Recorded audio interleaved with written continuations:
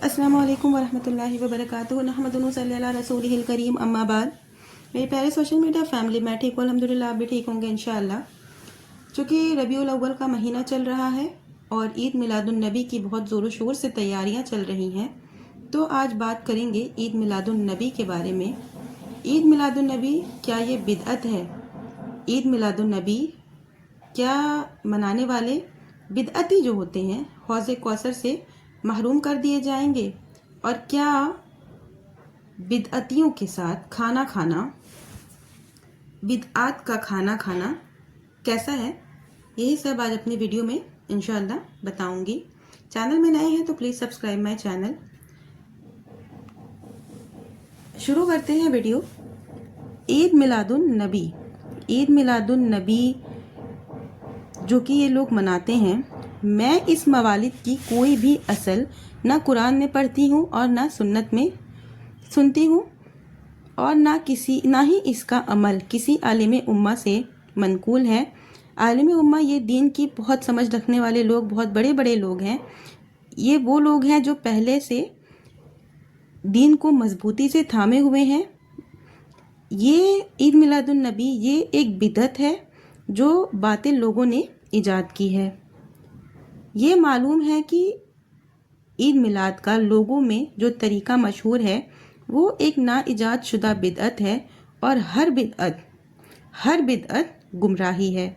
इसे ना तो नबी सल्लल्लाहु अलैहि वसल्लम से सुना गया है और ना ही नबी सल्लल्लाहु अलैहि वसल्लम ने जश्न विलादत मनाया है और ना ही इसकी वसीयत की है। अबू बकर रज़ी अल्लाह अन्हु और उमर रज़ी अल्लाह अन्हु ने ईद मिलाद नहीं मनाया, हालांकि वो नबी सल्लल्लाहु अलैहि वसल्लम के बाद उम्मत के सबसे बेहतरीन लोग थे। सहाबा रज़ी अल्लाह अन्हु ने मिलाद नहीं मनाया, ना ही ताबईन ने और ना ही तबआ ताबईन ने। वो बेहतरीन ज़माने जिनकी फजीलत की गवाही खुद रसूलुल्लाह सल्लल्लाहु अलैहि वसल्लम ने दी, उन्होंने भी मिलाद नहीं मनाया। ये सब अजीम लोग ना तो मिलाद मनाते थे और ना ही इसे जानते थे। तो फिर तुम किस बुनियाद पर ऐसी बिदअत पर जमा हो जिसके लिए अल्लाह ने कोई दलील ही नहीं दी है? नबी सल्लल्लाहु अलैहि वसल्लम की मोहब्बत इत्तिबा में है, बिदअत में नहीं है। ये बिदअत जो है वो सरासर गुमराही है। जब बिदअतें इजाद हो जाती हैं और अहले इल्म इसका इनकार नहीं करते तो फिर वो बिदअत सुन्नत बन जाती है। सहाबा रज़ी अल्लाह अन्हुम ये लोग तो अल्लाह के दीन में सबसे ज़्यादा इल्म रखते थे। ये मखलूक के लिए सबसे ज़्यादा खैर के हिर्स रखते थे। ये लोग नबी सल्लल्लाहु अलैहि वसल्लम से सबसे ज़्यादा मोहब्बत करने वाले थे और ये नबी सल्लल्लाहु अलैहि वसल्लम की सुन्नत को सबसे ज़्यादा मजबूती से पकड़ने वाले थे। मगर इसके बावजूद उन्होंने नबी सल्लल्लाहु अलैहि वसल्लम का मिलाद का जश्न नहीं मनाया। अगर ये कोई खैर होता तो वो हमसे पहले इसमें सबकत ले जाते। मिलादुन नबी सल्लल्लाहु अलैहि वसल्लम मनाने के हवाले से ना तो कुरान करीम की कोई आयत है और ना ही नबी सल्लल्लाहु अलैहि वसल्लम की कोई हदीस, चाहे वो हदीस सही हो या ज़ईफ़, और ना ही सहाबाए करीम से कोई हदीस या कोई ऐसा अमल साबित है जो कि सही हो या ज़ईफ़।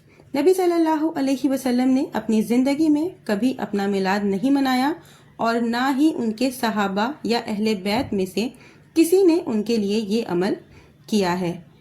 सैयदना अबू बकर रज़ी अल्लाह अन्हु ने 2 साल हुकूमत की, लेकिन उन्होंने मिलादुन नबी नहीं मनाया, हालांकि वो उम्मत के सिद्दीक और गार के साथी थे।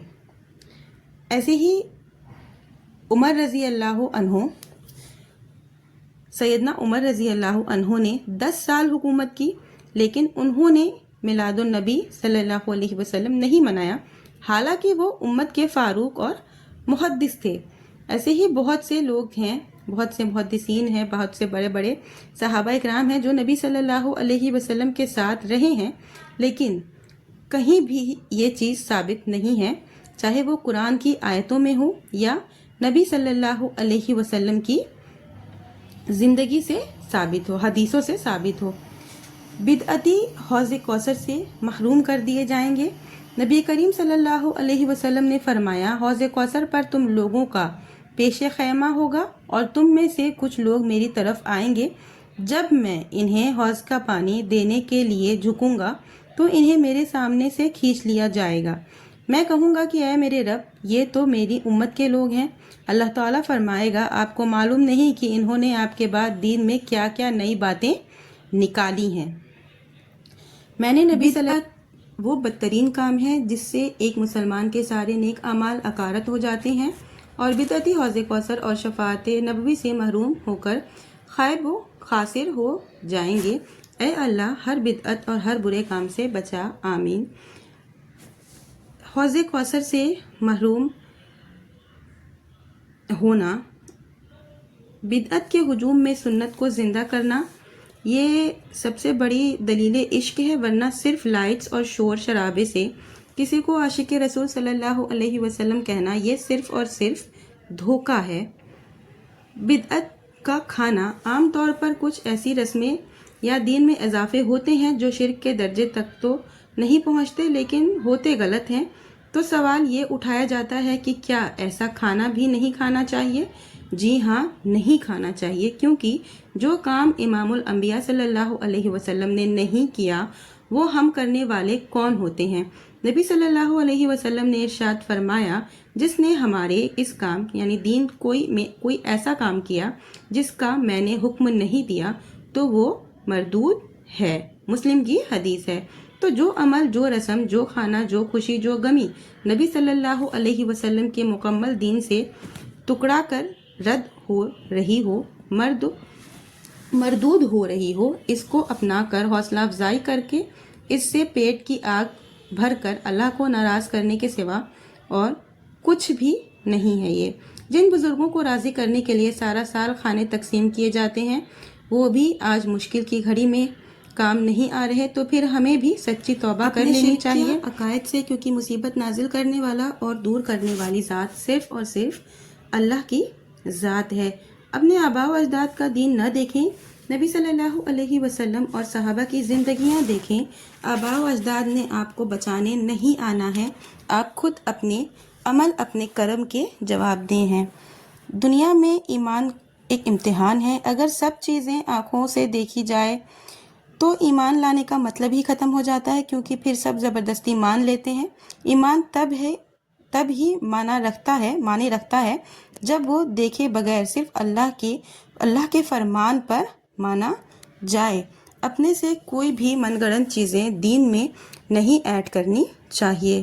آخر میں اللہ تعالیٰ سے دعا ہے کہ یا اللہ تعالیٰ ہم تمام مومن مسلمانوں کو نبی کریم صلی اللہ علیہ وسلم کی بتائے ہوئے راستے پر چلنے، سنت کو صحیح طریقے سے سمجھنے کی توفیق دے، بدعت، شرک اور بدعت جیسے گناہوں سے محفوظ رکھ، بچا، آمین۔ وآخر دعوانا ان الحمد للہ رب العالمین۔